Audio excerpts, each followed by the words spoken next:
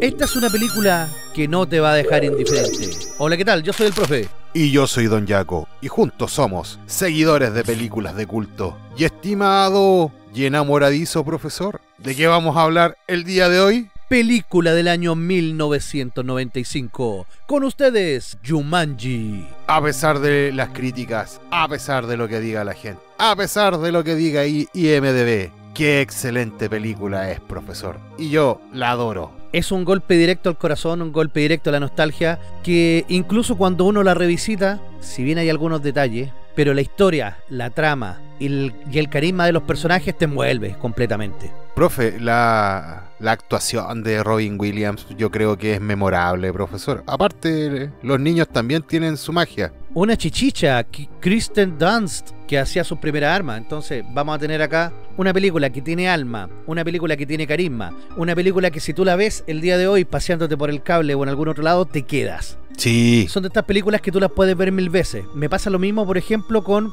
El hechizo del tiempo o El día de la marmota. Hay ciertas películas que yo puedo ver cientos de veces, no sé, las clásicas de Star Wars o, por ejemplo, Indiana Jones, y yo las voy a ver. Gremlins también. Me topo con ella y me quedo hasta el final. Forrest Gump, no sé, hay películas que uno se la topa y la sigue viendo. Y esta es una de estas películas. Ojo, que después intentaron sacar una trilogía. Bueno, originalmente estaba pensado en una trilogía esta película. Y su segunda película fue Satura, del año 2005, 10 años después. Y fue un completo fracaso. Así que guardaron los rollos cinematográficos y dijeron, no, mejor no hagamos nada de la trilogía. Hagamos un reboot de la película y ahí, ay.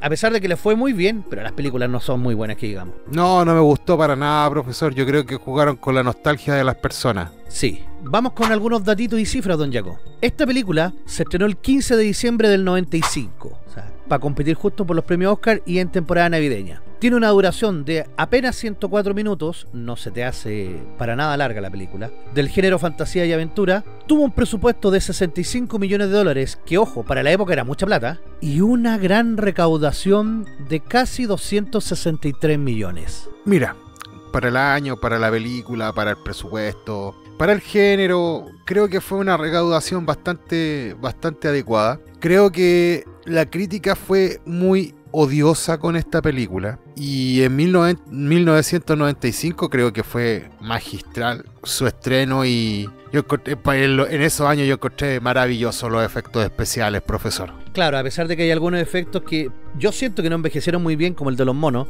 pero ocupaba efectos prácticos y eso se nota y se agradece. Aunque fue rupturista igual para la época, ¿eh? ¿Sí? El hecho de mezclar animación con cine tradicional ya se había hecho con Roger Rabbit, por ejemplo, o Monk Walker, pero acá, para la época, creo que se ve bien. Ahora, con los ojos del presente, no se ve tan bien, pero estamos hablando de una película que se estrenó hace 30 años. Fue tan famosa e icónica esta película que en los años 2000, y aquí voy a sacar un dato que a lo mejor no sé si existe en los otros países, pero por lo menos acá en Chile, los universitarios tuvieron un juego de mesa llamado Tomanji, inspirado obviamente en el juego Jumanji, en el cual en vez de pasar por peripecias en la selva, uno tenía que irse tomando chopitos o chupitos, como le dicen en otros países también, o shot de algún bebestible de dudosa procedencia.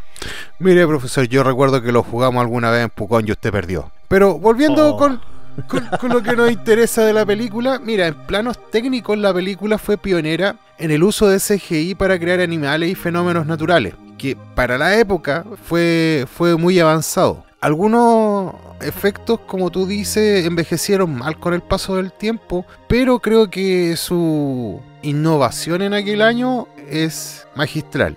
Yo creo que culturalmente dejó una marca duradera a través del tiempo esta franquicia, a pesar de que su película hermana, porque yo no la veo como una continuación, Satura le fue muy mal. Esta franquicia se expandió por libros, dibujos animados, y incluye los reboots modernos que tiene con Dwayne Johnson, que no la encuentro tan buena, pero la veo más como un afán de ganar dinero. Pero y jugar con la nostalgia. Sí, pero yo creo que lo mejor que tiene es que abordó temas como la valentía, la responsabilidad, el crecimiento, la pérdida. Sí, yo creo que por eso la gente conectó tanto con la película, porque los personajes que nosotros vemos acá no eran los clásicos héroes, era gente que estaba dañada emocionalmente. Recordemos que el protagonista en un primer momento le hacían bullying, los niños que llegan después habían perdido recién a sus padres. Yo creo que por eso conecta tanto, y las demás no logran conectar porque se basan solamente en el juego. Aquí el juego era accesorio, era ver cómo los personajes podían enfrentar sus problemas y cómo salían airosos, y eso era lo bonito que tenía esta película. Y cómo luchaban con ellos, que yo creo que eso es lo más importante. El crecimiento de personaje acá es brutal.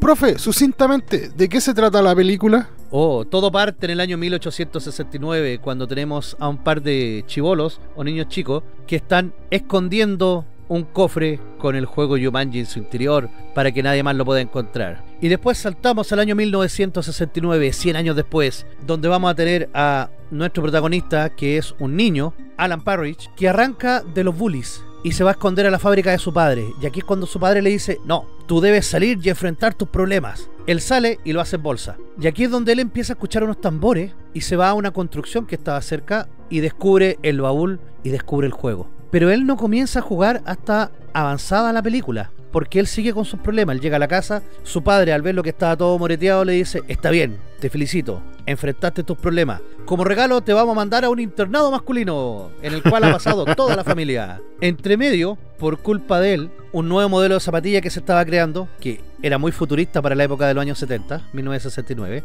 la dejan en una parte y esta zapatilla se malogra, y por culpa de él es que terminan despidiendo a un trabajador de color humilde, y que eso va a tener consecuencias en el desarrollo de la película después. Y acá es donde este niño ve el juego, intenta jugar, porque el juego es para que él salga de los problemas. Sus padres se van a una cena especial y él se quiere escapar de la casa, y en eso llega su novia, su polola, y entre los dos, sin querer queriendo, comienzan a jugar este juego. ¿Y qué es lo que ocurre acá, don Jaco? Que Alan es absorbido por el juego, desaparece y culpan a su padre de haberlo desvivido. Claro, su novia se asusta tanto que deja el juego botado, pero él solamente podría ser rescatado si es que salía un 5 o un 8. Claro, ella no lo vio, ve que desaparece, que hay un ataque de murciélago gigante, o sea, no gigante, pero sí un gran ataque de murciélago, y sale corriendo. Y pasa el tiempo. ¿Hasta qué año, don Jaco? 26 años después, profesor, en 1995, los hermanos Judy y Peter se mudan con su tía a la antigua casa de los Parrish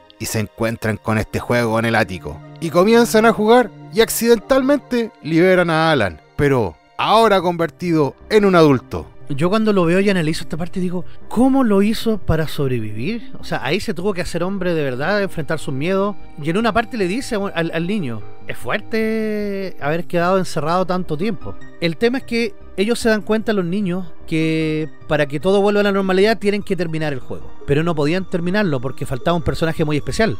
Faltaba la amiga de Alan de su niñez, Sarah. Claro, y ella pasó todo este tiempo como la loca del pueblo, incluso se dedicaba al ocultismo, porque nadie le creía lo que ella había visto. La medicaron, le hicieron terapia, le dijeron que lo que había visto era mentira y que era solamente para lidiar con el desvivimiento de Alan. Y de repente el pasado vuelve a golpear su puerta, y ahí está, y tiene que enfrentarlo. Mientras tanto, el caos se desata en el pueblo. Primero con una estampida de monos y de animales de la selva, incluyendo rinoceronte. Y a medida que van jugando, van apareciendo más cosas salvajes que hacen que se tengan que enfrentar a sus propios miedos.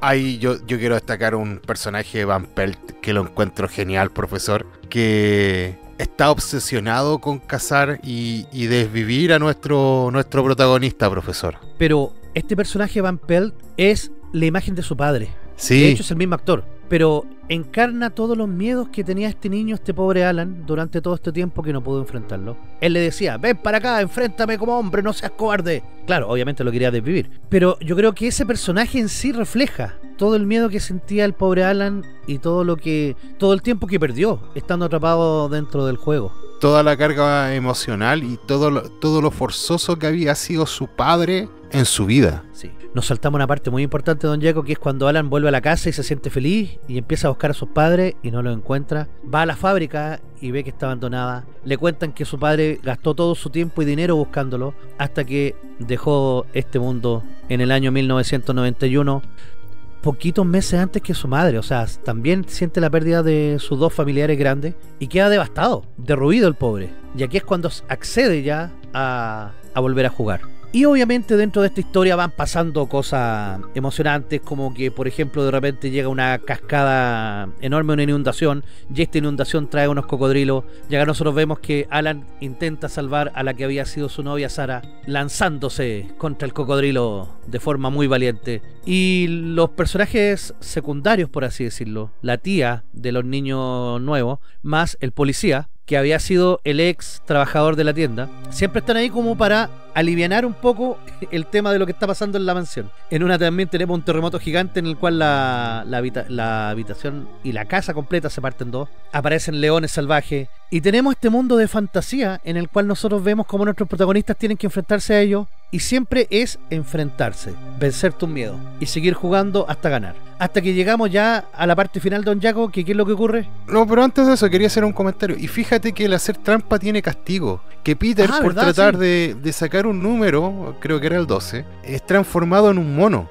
Entonces, una de las moralejas internas que tiene es que tú tienes que hacer las cosas, por difíciles que sean, tienes que hacerlas bien. Y es sumamente interesante, profesor. Sí, tienes que ser derecho y correcto en este mundo. Sí. Si no, se tienen consecuencias. Mira, cada turno trae nuevas catástrofes, inundaciones, estampidas, la transformación de Peter en un mono por hacer trampa, la ciudad queda sumida en el caos. Y como lo decía el profesor, a lo largo de la aventura Alan enfrenta todos sus miedos de infancia, se reconcilia con su pasado y además de eso se fortalece emocionalmente. Y además de eso, él con Sarah reavivan su vínculo. Finalmente, en una escena que encuentro magistral, Alan gana la partida y el juego revierte todo lo que había sucedido, succiona todo lo que había escapado y en un instante, en un abrir y cerrar de ojos, devuelve el tiempo y vuelven a estar en 1969, justo antes de empezar a jugar. Sí, y acá yo creo que también hay un detalle súper importante. Que Alan gana el juego solo cuando él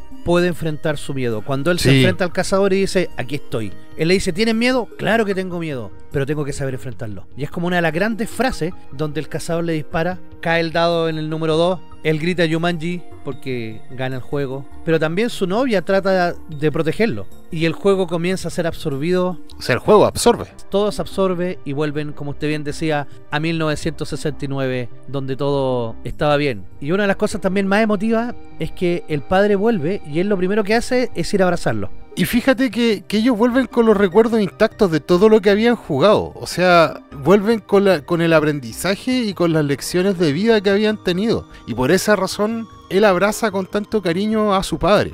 Y posteriormente, con estos recuerdos intactos, Alan y Sarah se deshacen del juego y construyen una vida nueva. Y posteriormente, años después, se reencuentran con Judy y Peter, quienes logran salvar de su destino. Y así es como Jumanji se cierra con una escena que encontré magistral, porque he encontrado nuevamente por dos pequeños en una playa. En una playa de Francia, claro. El juego llegó hasta allá porque lo habían lanzado en Río. Y te deja abierto, en aquella época, la historia como para que hubiera habido una segunda parte a partir de ese final, lo cual nunca sucedió. No, lo que intentó hacer el director, insisto, era una trilogía con Satura que ya era una aventura espacial, más que una aventura selvática. Y tengo entendido que la tercera parte era una aventura tipo mitológica, con dioses antiguos. El tema es que a la segunda parte le fue tan horrible que cancelaron la tercera. Pero yo insisto que la segunda, sin ser una tan mala película, le falta alma. Le falta este trasfondo que tiene esta película. Satura es de otro director, pues, profe. Sí, pero es parte de la trilogía original de Jumanji. Ni siquiera tiene a los mismos guionistas, profe. No, es que por eso también le fue mal. Porque acá ocupan de base el juego para darte un pincelazo de cómo están rotos emocionalmente todos los personajes. Pero no tiene la magia. No, para nada. Para nada. No. Es entretenida, Satura. Yo la encuentro entretenida, pero le falta esa magia, le falta. En Satura se exploran otros conflictos, como el conflicto entre hermanos, la lealtad entre los hermanos. Y con su hermana mayor también. Se está saliendo de lo que nos Sí. interesa, profe. Sí, sí. ¿Cuáles son los Don Jaco, pilares? ¿quién dirigió? Eso mismo le iba a decir. ¿Cuáles son los pilares de esta película, profesor? Partamos con el director. El director es el mismísimo Joe Johnston. Ah, profe, mire, es bastante interesante este director porque sus inicios fueron en efecto artístico, o sea, fue en arte y fue director de arte en algunas películas, pero creo que trabajó en Trabajó codo a codo con Spielberg. una trilogía que yo considero magistral, que es la trilogía original de Star Wars, y él trabajó en efectos artísticos. Trabajó en Cazadores del Arca Perdida y trabajó en Indiana Jones y el Templo de la Perdición, profesor. O sea, tiene 5 películas que son magistrales. Quizás no fue director, no fue productor, pero son magistrales esas películas. Se codió con los grandes. Yo creo que eso le dio un gran currículum a su vida. ¿Y cuál fue la primera película que dirigió? Mira, su primera película fue Querida empequeñecía a los niños, profesor, que en su época, en 1989, fue pero un batatazo en taquilla y fue sumamente famosa. Entretenidísima película. Sí, yo me acuerdo que fue magistral, profesor, esa película. Sí. Que con un presupuesto de tan solo 18 millones de dólares, recaudó como 200 y tantos millones, que fue monstruoso. Y después de esa película hizo una que le fue bastante mal, pero yo la encontré buena, que era Rocketeer, que a mí me encantó. Posteriormente tiene una que es entre animación y cine grabado, que es The Page Master. Y después viene Jumanji. Y posteriormente tiene unas películas menores, entre ellas Parque Jurásico 3, que es bastante mala. Y de las últimas, la única que yo podría destacar es el Capitán América, el primer Vengador. Película que a mí, a pesar de todo lo que digan, me gustó mucho. Sí, buena película. Así que tenemos un director que estaba fogueado. Trabajó en Battlestar Galactica, trabajó en Ewoks, trabajó en Star Wars Droids y también trabajó en las aventuras del joven Indiana Jones. Entonces yo creo que tiene un buen currículum. Lamentablemente en los últimos años ha dejado un poco de trabajar. Y don Jaco, ¿quién tenemos en la música? Profe, aquí nos tenemos que detener un poquito porque tenemos uno de los monstruos modernos. Quizás no es uno de los 3 principales de la historia del cine, pero es un muy buen director de música, de bandas sonoras originales del cine. Y tenemos a James Horner, profesor. Uy, ¿cómo olvidarlo? Con Aliens, de hecho ya lo habíamos tocado en algún otro episodio cuando hicimos Alien. Apolo 13, Corazón Valiente, ganó el Oscar por Titanic y la canción de Titanic. Compuso también Una Mente Brillante, Casa de Arena y Niebla y Avatar. Esos son solamente los que fueron nominados al Oscar. Pero tiene una cantidad de películas que estaríamos todo el día. Star Trek 2, La Ira de Khan, Krull el Conquistador, tenemos... Los 33. No, esa fue muy mala. Cocoon y Cocoon el regreso, profesor. En el nombre de la rosa. Willow, Te amaré hasta que te desviva, profesor. Y un montón de películas. Muy buen director de música original de películas, profesor. Y muy prolífico, sí.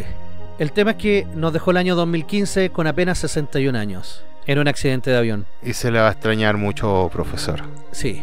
Don Jaco, tercer pilar. ¿Quién escribió esta obra de arte? Un poquito difícil de pronunciar. Jonathan Hensleigh. Este caballero, su cantidad de películas, su filmografía, en las cuales él ha sido solamente escritor, no es tan grande. Pero la encuentro bastante interesante, porque entre el 92 y 95 hizo la serie de televisión Las Crónicas del Joven Indiana Jones, que a pesar de que no fue tan famosa, le fue relativamente mal. Yo la encontré maravillosa cuando la vi. Hizo Duro de Matar 3, La Venganza, que a mí me encanta esa película. Hizo Jumanji, hizo El Santo, que es una película que es un remake de una serie de los años 50-60 que actuó Val Kilmer, que la encontré bastante buena. En el 98 hizo Armagedón, posteriormente hizo The Punisher, y de ahí empieza la decadencia en cuanto tanto en dirección como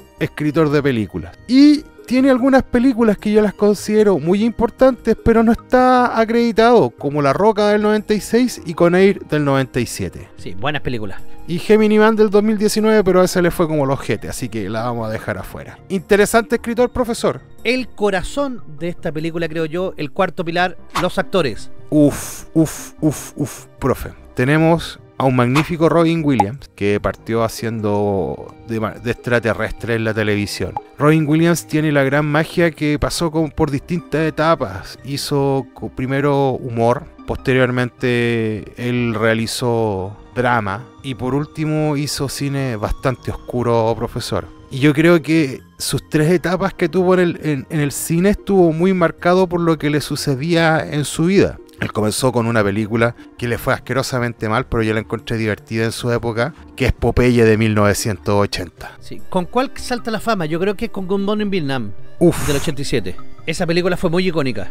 Yo creo que, a pesar de que con Good Morning in Vietnam él se dio a conocer, yo digo que su película de los primeros tiempos, que fue más famosa y que fue más importante en su carrera, yo creo que fue La Sociedad de los Poetas Muertos del 89. Sí, también es un clasiquísimo. Yo creo que esa película fue la que le abrió las puertas al resto del cine. Y ya después se empieza a consolidar con películas como Aladdin, en la cual él prestó tan solo la voz, o películas como la del 98, Patch Adams. Y posteriormente tiene unas películas que encuentro bastante tristes y extrañas algunas. Entre ellas, Insomnia y Inteligencia Artificial. Sí, mira, él fue nominado al Oscar por Good Morning Vietnam, por La Sociedad de los Poetas Muertos, por The Fisher King. Fue nominado al Oscar al Mejor Actor de Reparto en Good Will Hunting. Qué buena película Así esa, que, profe. Sí, así que tenemos ahí que es potente. Y su actuación también es siempre dándolo todo, Robin Williams. ¿A quién más destacaría usted?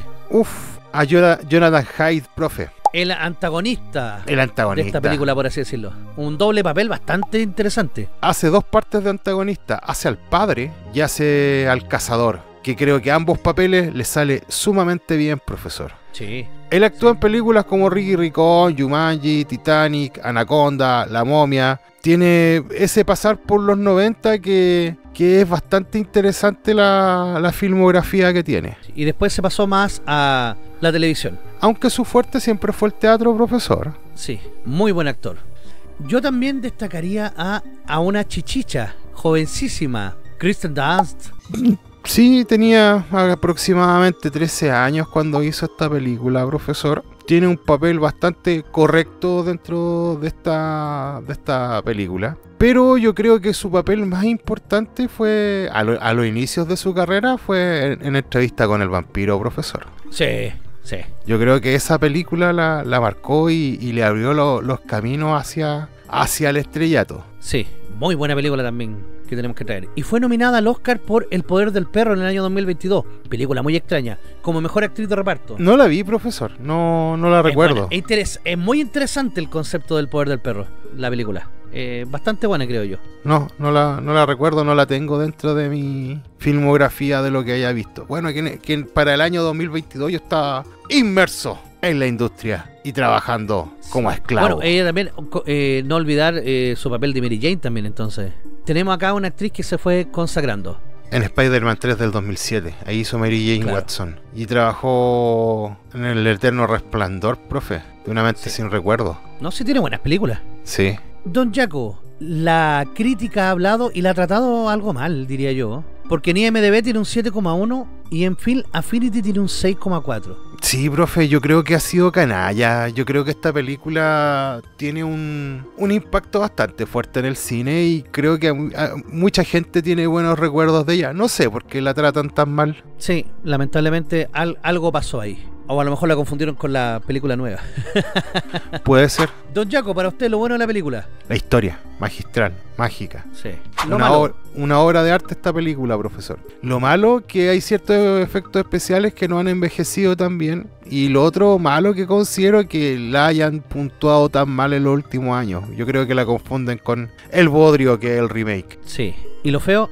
A un extraño Robin Williams, profesor. Se pero le extraña a Robin Williams. Pero en esta etapa de su cine, no en la etapa posterior. Sí. Su nota. Para mí tiene un 8.5, profe. Esta es una 8,5 obra de arte, profesor. Wow. Y para usted, profe, ¿qué es lo bueno? Yo creo que la profundidad del guión, cómo conectan la historia y lo dañado que están los personajes y la redención que tienen es maravilloso. Yo creo que eso es lo que es el alma entera de esta película. Lo malo. Siento que algunos personajes secundarios pudieron tener algo más que entregar, como el policía, que no fuera como el alivio cómico o el que resuelve algunas cosas tangencialmente. Se le podría haber sacado un poquito más de provecho a algunos personajes secundarios. ¿Y lo feo, profesor? Los monos en CGI. ¡Ay, qué feo los monos! Envejecieron muy mal. Sí. Yo se lo perdono, no me importa. ¿Y su nota, profesor? Para mí tiene un sólido 8. Ah, qué tacaño, profesor. El cuarto círculo del infierno lo está esperando usted y va a ser custodiado por Plutón, profesor. Bueno, déjanos todo ahí en la cajita de comentarios qué te pareció esta película, si la viste cuando chico, y lo más importante, si tú crees o si tú cuando esta película pasa por el cable la sigues viendo. Y como siempre, estimados auditores, muy agradecidos por vuestra compañía. Síganos en nuestras redes sociales. Estamos presentes en Facebook, TikTok, Instagram, Kik y especialmente aquí en YouTube, en Diversión Primate. Larga vida y prosperidad y sean excelentes los unos con los otros. Adiós.